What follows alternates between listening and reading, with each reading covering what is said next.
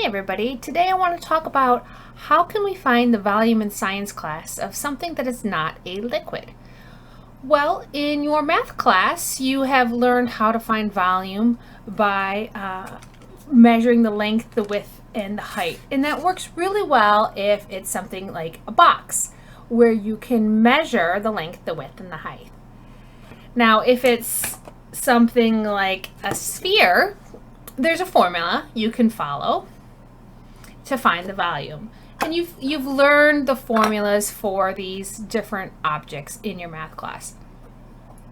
But what if you wanted to find the volume of something that you don't have a formula for, like a stapler or a rock? Well, then we have to use another method. Now, the story of how this method was discovered is kind of funny. There was somebody a long time ago who was hired by the king to figure out the volume of the king's crown. And the reason he needed to do that was because the king thought maybe the blacksmith was stealing gold, and that the crown was not actually made of gold, that the person was mixing in other metals. So in order to solve that problem, the first step was to be able to find the volume. And the story was that the person, the scientist, one night was really thinking about this problem, sat down in the bathtub, and splash, the water fell out the top of the bathtub. And this gave him a great idea.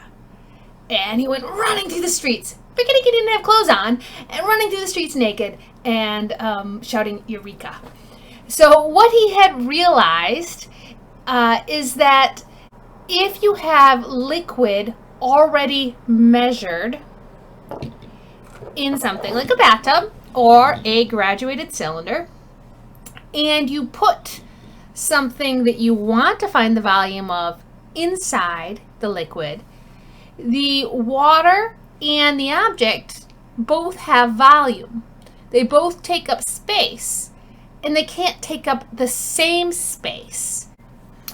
So because this water takes up space, it has volume, and this rock takes up space, it also has volume, and they both can't take up the same space at the same time. So what that means is if I drop the rock into the graduated cylinder, the water level will go up, and however much the water level rises will tell us the volume of this rock. So right now, the graduated cylinder, if we read from the bottom of the meniscus, it is right at 15 milliliters. You see there's a long line here, that's 15, and you can see the dark area is the meniscus. So when I put the rock in, it now has gone up. I have to spin it towards me or look at the camera. So if I spin it towards me and I get it eye level, I can see it is now at 15.1 milliliters. So it has gone up 0.1 milliliters, and it is now that tells us that the volume of the rock was 0.1 milliliters.